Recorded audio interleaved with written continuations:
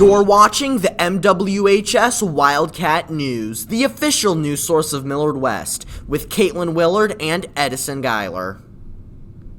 Welcome back, Wildcats. I'm Edison Geiler. And I'm Caitlin Willard. We hope you had a fantastic week at school, and once again, we have a few stories for you to watch before you enjoy the weekend. On this edition, we'll cover Omaha's electric scooters trial, A student pilot, Le Smash, Bellevue's new Smash Room, and a sports corner covering this week's events. Omaha was chosen to participate as a trial run for the use of electric scooters throughout the city. Logan Bergeron and Grace Hager checked them out. Electric scooters were introduced to the Omaha public back in May of 2019. Two main companies, Lime and Spin, were launched into the metro area. I really like them. I think they're a lot of fun, and we don't really, in my opinion, we don't have the greatest public transportation, so it's kind of a nice alternative. To ride the scooters, citizens download either the Lime or Spin app for free. They then find a nearby scooter that is charged. There's an accelerator, a brake, and a speedometer present. Prices vary around 25 cents per minute. I don't know, they were really fun, especially going downhill because you went really fast. I rode for like an hour and it was only $18, so I thought that was pretty cool. According to Nebraska Medicine, the emergency room sees 2 scooter-related accidents per week. The primary injury in these accidents are head injuries. Well, I think it's like an interesting concept, and I've seen on the app, I think it's really cool, but I'm also just a little concerned. I personally wouldn't use them, but I also drive a car, and I know a lot of people either can't afford it or, are concerned about the environment or it's too expensive, stuff like that. So I understand them, and I think it's a cool concept, but I just don't think it's for me.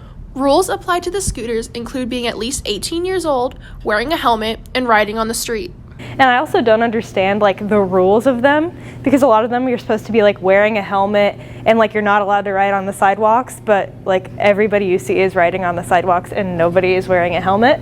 But I think it's an interesting concept. There are certain areas around Omaha that have not allowed the scooters to be parked there. They show up red and are called no parking zones. If you are found to be parking in those zones, you can be fined or have a suspension on your account. And they're a great affordable way to get around. We don't have we have the Blue Line bikes and things like that, but I think that these are just a lot easier to use. The scooters only have 2 more months left in the test trial. The city will then decide whether to keep the scooters or kick them to the curb. After the test trial, the deciding factor is if the people want the scooters to stay. I hope they do, because I probably will still use them a lot, and I don't know, I just had tons of fun on them, so I hope that they keep them. This has been Logan Bergeron And Grace Hager for the MWHS Wildcat News. Most students don't have the opportunity to fly an airplane, but for senior Ryan Pearson, he recently obtained his pilot license. Joseph Emmier and Garrett Wilcoxon fly you into this story. While other kids spent their summers swimming, hanging out with friends, and playing video games, senior Ryan Pearson spent his summer in a classroom. He studied from this book to learn everything he needs to know about flying. After completing all of his work, he got his pilot's license. I went down to a college in Daytona Beach, Florida. It's called Embry-Riddle, and I did a 7-week training course to get my license. Although Ryan got to fly, he was also in the classroom half the time, working hard to pass this portion of flight school. He met many new people with the same dream as his, being a pilot. We did a 7-week training course of waking up at 4:30 every day, going to fly, and then having ground school. Ryan also spent much of his summer flying the Cessna 172 plane. This plane seats 3 people, weighs about 2,550 pounds, and has a horsepower of 180, with the max speed of 187. When I was flying, I'd be doing the landings. Landing was probably the best part. The scariest part was, it was nighttime. I had to do 10 night landings to get my license, and I was about 400 feet off the ground. I just took off, and my engine started to sputter. Started dropping RPM, and thought I was about to lose an engine. Inspired to become a pilot at a young age by his family who work in the flight industry, Ryan hopes to follow in their footsteps. First thought about flying when I was super young. I've always been interested in aviation, and I've never thought of anything else to do. My dad and my uncle are pilots, and seeing them always do their aviation things, it just inspired me to follow in their footsteps. This has been Joe Ebmeyer, Garrett Wilcoxon, and Connor Robb with the MWHS Wildcat News. Bellevue recently had a new business pop up where people go to smash fragile objects in order to relieve stress or anger. Jasmine Aramacio Padilla and Ellie Hahn bring you the story.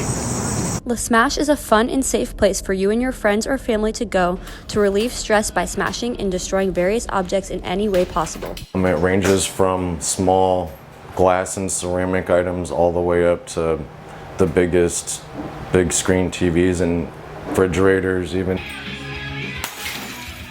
Le Smash was opened in March of 2018 by owners Nick Kreefels and Elaine Lafferty. The two had a vision of creating an interactive stress relief activity for everyone to enjoy. This one-of-a-kind business located in Bellevue stands out amongst others due to its unique features and concept.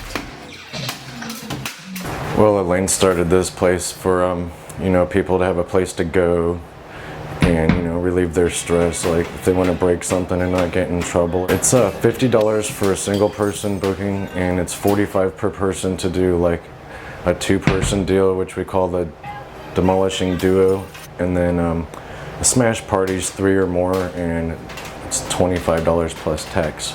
Located inside of the building are various rooms with multiple setups, as well as tables in the center of the rooms with tools ranging from crowbars to bats to sledgehammers.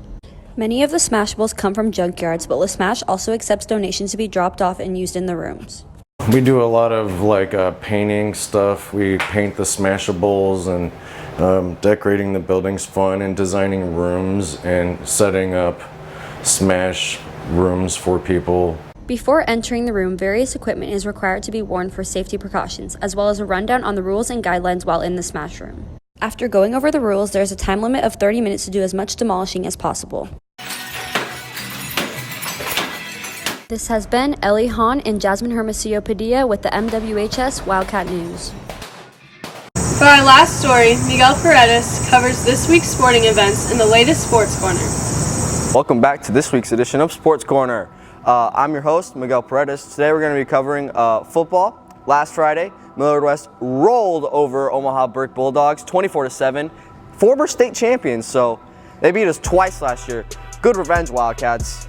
Over the weekend, girls softball play in the Titan tournament, go 2-1 with losses to Gretna 6-9, but wins against Lincoln Southeast 8-3, and Burke Bulldogs once again 6-3. Now moving on to cross country, both boys and girls competed in the Burke Invitational.